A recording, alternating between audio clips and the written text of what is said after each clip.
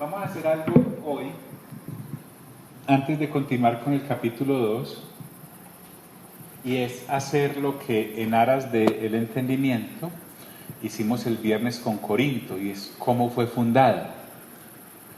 Vamos a mirar hoy en qué circunstancias Pablo llevó la palabra de Dios a Tesalónica, para que, ya que vimos el capítulo 1 y después que vamos el resto de la primera carta y la segunda, entendamos por qué Pablo les habla en esos términos y de forma tan cariñosa y afectuosa a los de Tesalónica, ¿correcto? Entonces ese pasaje lo encontramos en Hechos capítulo 17. Él viene en su viaje enviado por el Espíritu desde Hechos capítulo 13, en el 14 ya volvió y dio un informe, pero ahora está en otra parte de esos extensos viajes misioneros que él hacía. Y mire, este hombre sí cumplió a cabalidad su ministerio. Miren a todas las partes de donde venía. A Polonia, pues viene desde el versículo anterior. Dice, y a Polonia. ¿Quiénes estaban en ese momento viajando juntos? Pablo y Silas. Entonces, en ese peregrinar, ¿alguien tiene ahí el capítulo 17, versículo 1? ¿Me lo puede leer, por favor, en voz alta, que aquí me falta un pedacito? Un momento, para que nos quede en la grabación mi don. Dale, hasta que llegues a Polonia, por favor. Dice, atravesando Anfípolis y Apolonia. Ya. Ay, gracias. Con todo. A mí me pasaba como un gran... Ay, no, respétenme. Créeme que creí que me faltaba un super pedazo. Y a Polonia. Entonces Pablo y Silas llegaron a Tesalónica, donde había una sinagoga de los judíos. Bienaventurados aquellos que pueden reírse de sí mismos, ¿cierto? La metodología de Pablo, mira, primero a la sinagoga, en donde encontraba un escenario dispuesto, encontraba local, encontraba gente, y él llevaba el mensaje. Algo bonito en esto que debemos recordar es que Pablo proponía un mensaje no para discutirlo. Has visto que a veces nosotros estamos en un grupo de personas y proponemos temas para hablarlos. El mensaje de Dios no era para eso.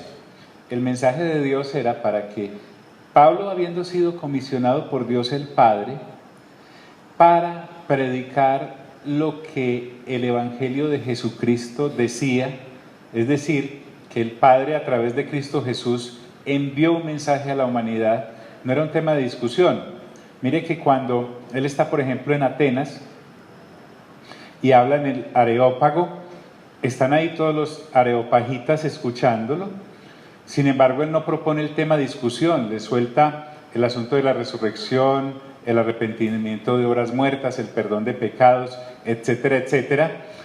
Entonces, lo que Pablo nos quiere señalar en cada una de sus cartas es que él no estaba enviando cartas a manera de que las sometieran a votación si les parecía o no, porque él mismo se sustraía a estar inventando el mensaje. El mensaje se lo había dado el Padre en Cristo Jesús para ser apóstol de Cristo Jesús y llevar el mensaje de Dios.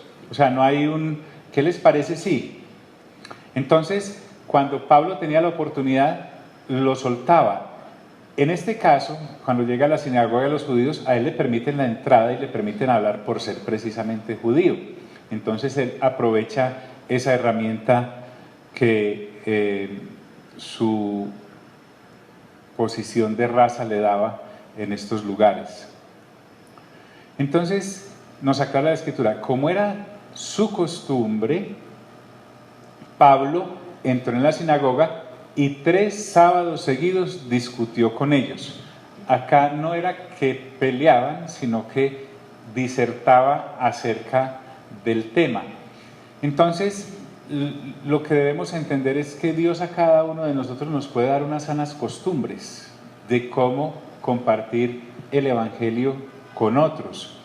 Porque recordemos que en estos días hablaba con algunos de ustedes y les decía que, fíjese que la gran mayoría, o por lo menos en mi caso, yo llegué a los caminos del Evangelio por una añadidura, porque a mí me dijeron, si tal cosa se le soluciona a tal otra, pero a mí nunca en cierta forma me llegaron que era que yo era un pecador y había nacido bajo pecado, y que por eso cometía pecados, y que si seguía por ese camino estaba completamente destituido de la gloria de Dios, como dice la Escritura, pero que había una solución y era que en Cristo Jesús había sido hecho acepto para poder restaurar la comunicación con Dios y además de eso no perderme sino tener vida eterna.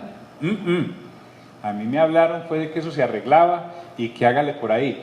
En el camino es que uno va descubriendo una cantidad de cosas que se le pudieron haber ahorrado a muchas personas al igual que a mí, y yo haber podido tomar una decisión y decir, no, a mí no me interesa eso, o sí me interesa. Afortunadamente, sí perseveramos.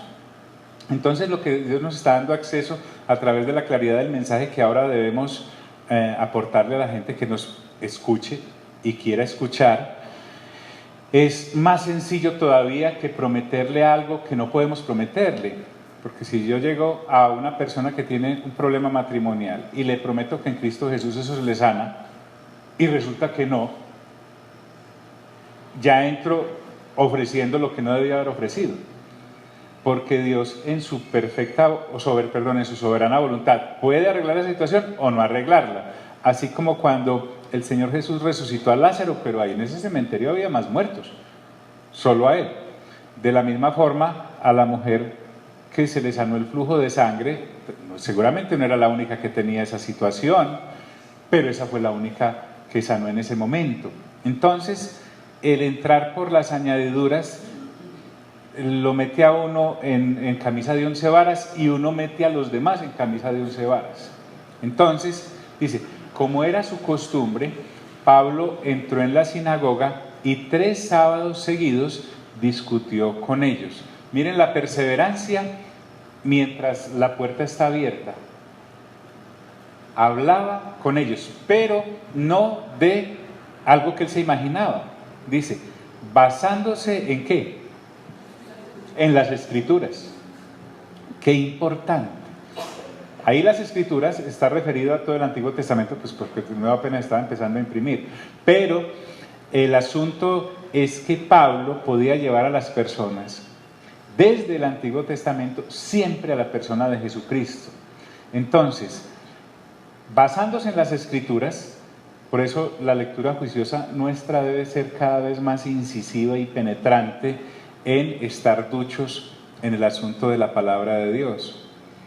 Entonces, basado en eso, cada sábado él no llegaba ya a impresionar con sus teorías, sino con lo que la palabra decía. Entonces dice que les explicaba uno y demostraba que era necesario que el Mesías padeciera y resucitara. Hasta acá el asunto era que los judíos creían en el Mesías, que había un Cristo, que había un ungido que venía, lo habían prometido. Entonces todo el Antiguo Testamento prometía la llegada. Moisés dijo, en su momento será levantado un profeta como yo. Entonces, explicándoles desde las Sagradas Escrituras, les demostraba que era necesario que el Mesías padeciera y resucitara. Me figuro que podría estar utilizando acá, en lo de padecer, el testimonio de Isaías capítulo 53, en donde se nos narra todo lo que es la pasión y crucifixión de nuestro Señor. Y además que iba a resucitar. Seguramente acá estaba hablando de Oseas capítulo 6 versículo 2, en donde habla de eso. En fin, entonces el discurso no cambiaba, porque es que este mensaje no va como una veleta variando de acuerdo con el público que tengamos, sino que la idea es llevar a las personas a Jesús. Pero hasta ahí completico. Ellos le recibían. Sin embargo, empezó a demostrarles que este Mesías era el Jesús que habían crucificado. Entonces, cree que debe haber sido supremamente agradable escuchar a Pablo, desde luego uno ya convencido y creyendo, cómo les exponía a todos estos israelitas y a los que podían asistir a la sinagoga. Mire, entonces Jesús es el Mesías, hombre, por esto. ¿Por qué? Porque miren que tuvo que huir a Egipto, como dice el profeta, y luego dice, de Egipto llamé a. O les narraba, por ejemplo, cuando Herodes mandó a asesinar a todos los niños, también les explicaba, el profeta dijo, Raquel llora a sus hijos. O, en fin, todo eso. Durante 3 sábados seguidos les comunicó que Jesús era el Mesías que estaban anunciando las Sagradas Escrituras.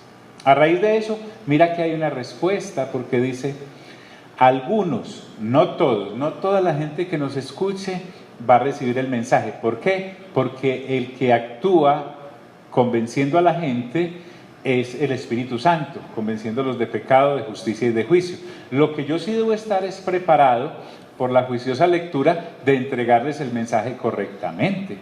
Entonces algunos de los judíos, mira que siempre había pueblo entre los judíos que llegaba al Señor por la predicación del apóstol Pablo, aunque lo primordial para él, según la comisión del Señor Jesús, era predicárselo a los gentiles.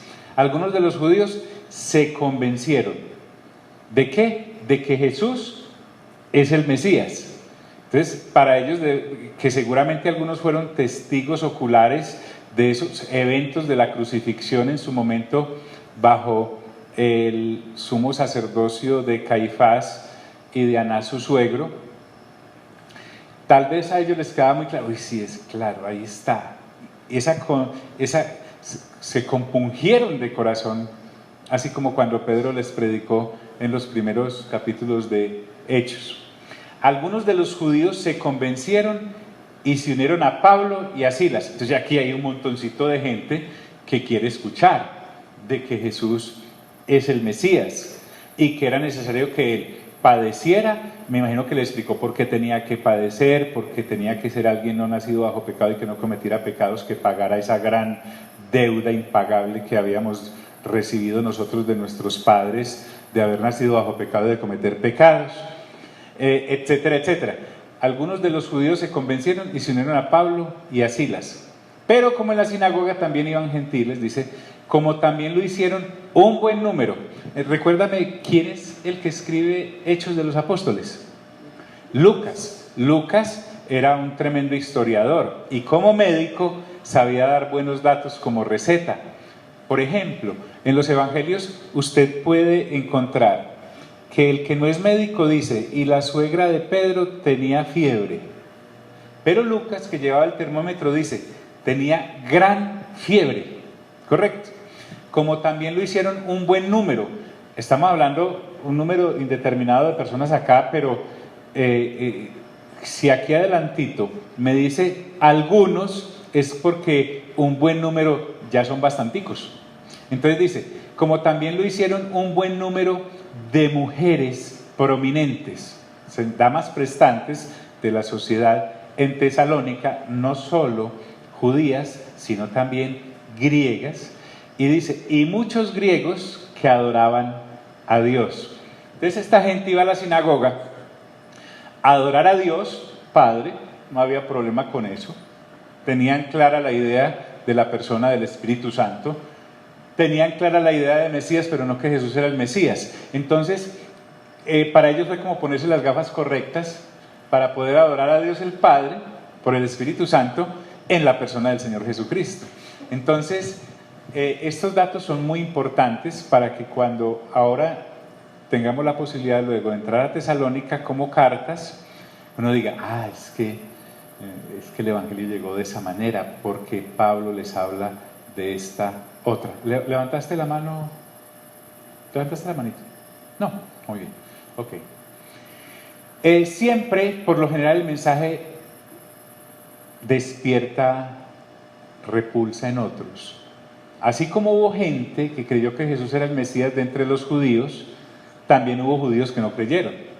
Ellos seguían defendiendo el statu quo de la religión que profesaban y de los mandamientos que tenían y sobre todo de la ley de Moisés, que ellos creían que precisamente Jesús había echado por el suelo. Recuerden que al Señor Jesús lo mataron según las acusaciones que ellos decían, uno por confesarse hijo de Dios, por lo tanto hereje, y porque además predicaba el evangelio de la gracia en él, que para un judío que quería ser salvo a través de la ley de Moisés era como demasiado facilista eso, y cuando uno ya conoce verdaderamente la gracia se da cuenta que de fácil no tiene nada. Entonces, pero los judíos llenos de envidia, recuérdenme, la envidia es una obra de la carne o un fruto del espíritu. Entonces mira, por religión que uno tenga, si no ha nacido de nuevo, no tiene acceso a la vida del espíritu.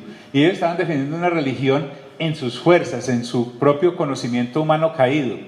Pero los judíos llenos de envidia, llenos, ni siquiera dice tenían envidia, sino saturados, les brotaba.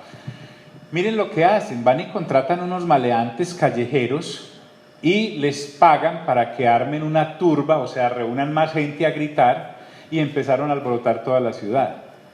Entonces eso se convirtió en un escándalo, muy parecido a lo que ocurrió en Corinto. Entonces, como estamos en la cuna del derecho, el derecho romano nos sirve para casi todas las legislaciones que actualmente hay vigentes en el planeta. Entonces la idea de ellos era torpedear, así fuese con mentiras, lo que no entendían o no querían aceptar. Pero ya Dios había cumplido su cometido de que dentro de los que se estén a la sinagoga, los que iban a creer en el evangelio ya tuvieran claro que pues ahí no era. Entonces había un señor llamado Jasón, como que les había prestado la casa a Pablo y a Silas para que se hospedaran, posiblemente, y esta gente, la turba, el motín, va y se mete a esa casa. Asaltar la casa es eso, puerta abajo y todo. Entraron buscando a Pablo y a Silas, pero resulta que Pablo y Silas habían salido a comprar una parpa. Entonces mire, vea, asaltaron la casa de Jasón en busca de Pablo y Silas con el fin de procesarlos públicamente, el sistema sirviéndole al sistema. Ahora tenemos el sistema religioso humano y el sistema civil y público romano para tratar de frenar. Mire, una vez el Señor, Dios Padre, desata el evangelio de salvación sobre una ciudad, sobre un pueblo, sobre un barrio, sobre una familia, eso no hay barranca que lo ataje, por mucho que se impida, porque es que a Dios ¿quién lo detiene? Entonces, pero hay todos los medios. Lo que quiero que veas acá es que el sistema no es solamente, como dicen que nuestra lucha no es contra sangre y carne, sino contra principados y potestades y gobernadores. No siempre se te va a aparecer el diablo a torpedearte el asunto, oliendo a azufre con cachos y con cola y con el tridente. Mira que también hay una serie de manipulación sobre las cosas que le pertenecen al sistema del mundo. Entonces, toma la religión que está basada en la Biblia o en lo que existía en este momento de Sagradas Escrituras, pero sin revelación, y ahora toma la estructura civil para juzgarlos públicamente. Entonces, no los encontraron, se llevaron a Jasón, pero como no los encontraron, arrastraron a Jasón y a algunos otros hermanos que estaban ahí, ante las autoridades de la ciudad. Entonces mira que, aunque van al organismo judicial correcto, sus motivos son completamente perversos. Ya han tomado varios maleantes, ya han fomentado un griterío de gente y ahí llevan a estos pacientes allá. Y mira de lo que los acusan. Estos, me impresiona toda la coherencia que puede armar humanamente el sistema para tratar de destruir el avance del evangelio, y ocurre así en cada generación. Entonces mira lo que gritaban: estos que han trastornado el mundo entero también han venido acá. Claro, como Pablo iba a cada ciudad que llegaba de sinagoga en sinagoga, entonces los judíos ya estaban advertidos del asunto. Y cuando se habla de trastornar el mundo entero, es que el Evangelio del Señor Jesucristo deja patas arriba cualquier sistema de creencias que no esté fundamentado en Dios, así sea el mismo ateísmo. Entonces, la acusación es la siguiente: trastornan el mundo entero y ahora llegaron acá a nuestra puritana Tesalónica, ¿cierto? Y Jasón, que ahora está sufriendo esta acusación por hacer algo correcto, mira que no siempre hacer lo correcto nos lleva a tener resultados de éxito, también trae sufrimiento. Él prestó la casita, hospeda a Pablo y a Silas, muy contento, lo que menos espera es un canazo, o por lo menos que los lleven a la inspección. Y Jasón los ha recibido en su casa. Cuando uno ingresa en el sistema del reino de Dios y su justicia, todo el sistema vendrá a tratar de atacar la situación por donde sea. En este caso, se llevan a la personita que había prestado la casa. Entonces, ese famoso evangelio de paz a nuestro alrededor, cuando se está haciendo la predicación, realmente es inexistente. Estamos en guerra. Nunca debemos perder eso de vista. Pero no es la guerra para luchar contra las potestades y las tinieblas, sino para establecer el evangelio de Dios. Y eso implica situaciones de riesgo como esta. Jasón los ha recibido en su casa. Y dice, todos ellos, y ahora miren a dónde avanza la acusación, y esta sí es real, porque resulta que el único rey que podía existir en el imperio era el emperador. Además, el sujeto se había hecho a sí mismo Dios. Las monedas que acuñaban llevaban la imagen del emperador, y efectivamente, por eso el Señor Jesús dijo, denle al César lo que es del César y a Dios lo que es de Dios, porque además de ser el rey humano, se había autoproclamado Dios. En últimas, el que estaba usurpando las cosas era el emperador, no el Señor Jesús, que realmente sí es Dios y además es rey. Entonces, todos ellos actúan en contra de los decretos del emperador y señalaron a los creyentes, afirmando que hay otro rey, uno que se llama Jesús. ¿Qué decía el INRI? ¿Qué significa? No podía haber otro rey, ¿cierto? No podía haber otro rey, pero ahí estaba. Él nunca discutió si les parecía que era rey o no era rey. Jesús sabía que era rey.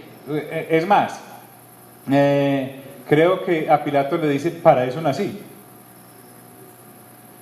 Yo nací rey, usted pues llegó a través de alguna trama a ser gobernador, pero yo sí nací rey, y soy rey, y rey de reyes y señor de señores. Ahí no hay discusión. El tema no está en discusión, pero sí puede torpedear la llegada del mensaje. Todos ellos actúan en contra de los decretos del emperador, afirmando que hay otro rey, uno que se llama Jesús, y búsquelo pues, ¿no? Resulta que resucitó y está sentado a la diestra de Dios, más ilocalizable todavía. Por eso, el que no nace de nuevo ni puede ver esto, ni puede entrar. Al oír esto, la multitud y las autoridades de la ciudad se alborotaron. Claro, ¿cómo así que hay otro rey? A nosotros nos parece de pronto, con la lejanía de 2000 años, que esto como que no tiene mucha...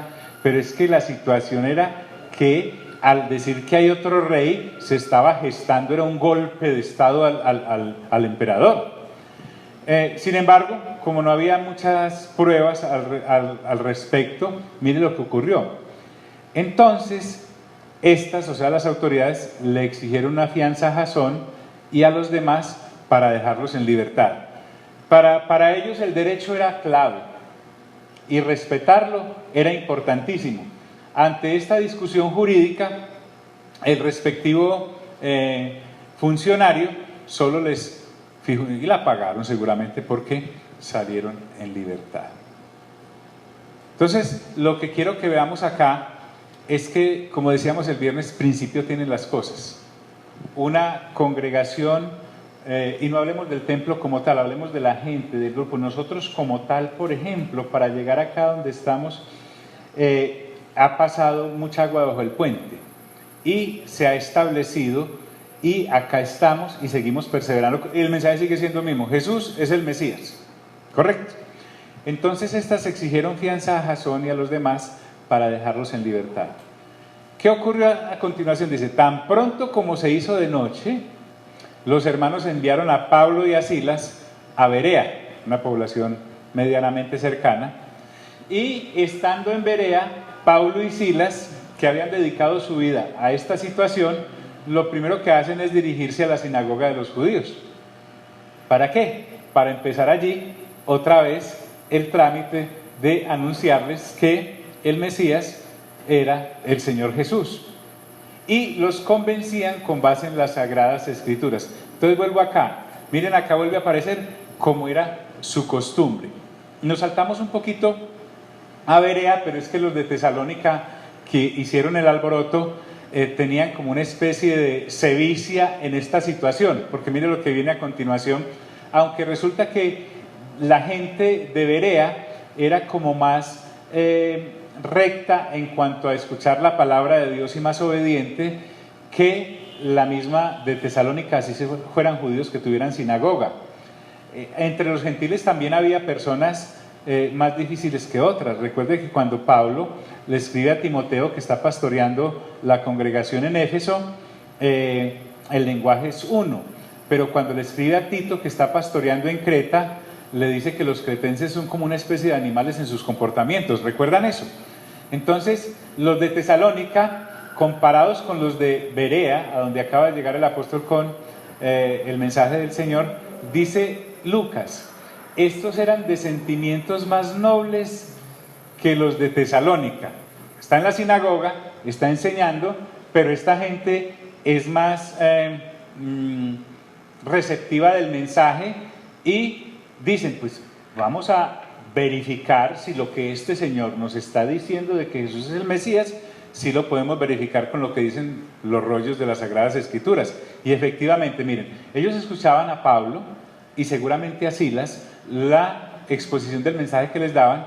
Entonces dice, de modo que estos recibieron el mensaje con toda avidez. Esto es hambre, porque es que la religión cansa, eso es como ruñir un huesito y nada de carnita.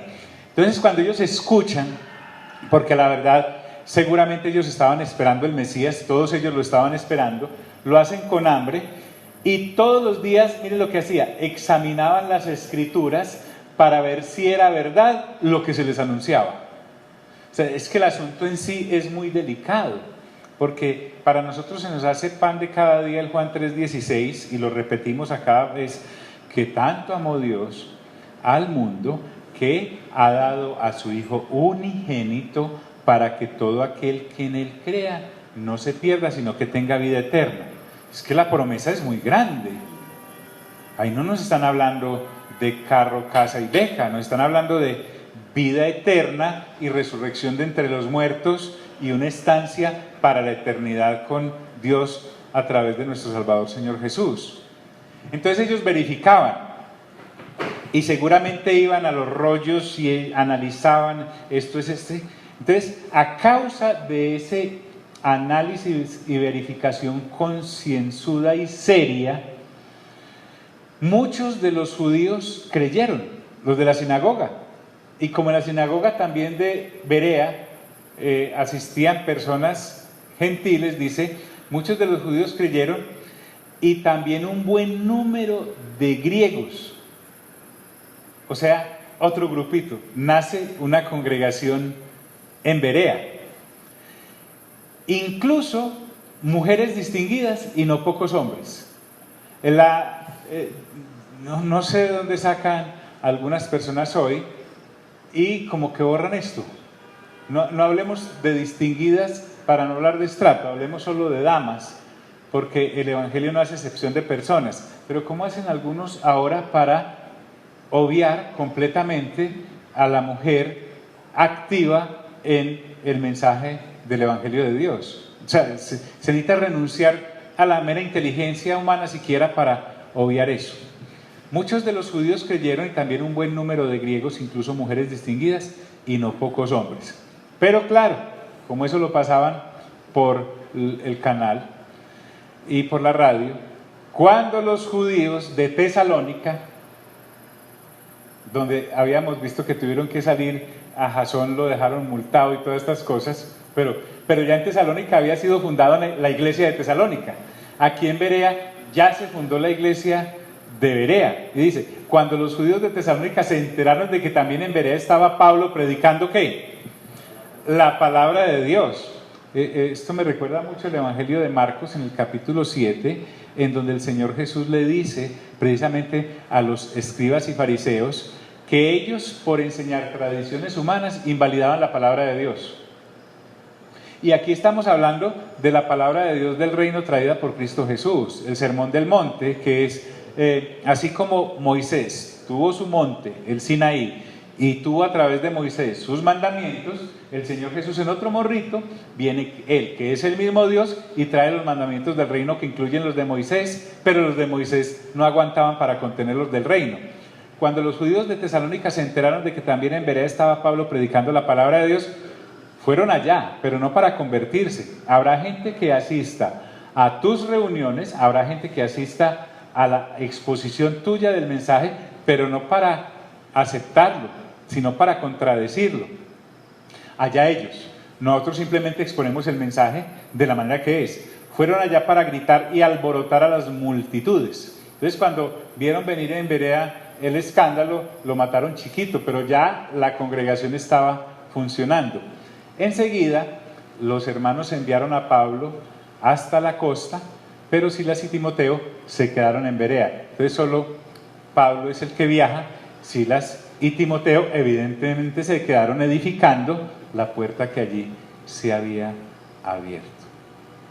Entonces, quería que hiciéramos esto hoy, de mirar cómo ocurre la fundación de Tesalónica, para que cuando avancemos letra por letra y renglón por renglón en nuestra lectura juiciosa del segundo capítulo, sepamos por qué Pablo allá en Tesalónica, Silas y Timoteo no eran unos aparecidos escribiéndoles una cartica a unos individuos como para guiarlos. No, es que ellos habían fundado esa congregación y a costa de muchos sacrificios. Además, recuerda que estamos en el capítulo 17, en el 16 se nos narra cómo se fundó la congregación en Filipos, en una cárcel.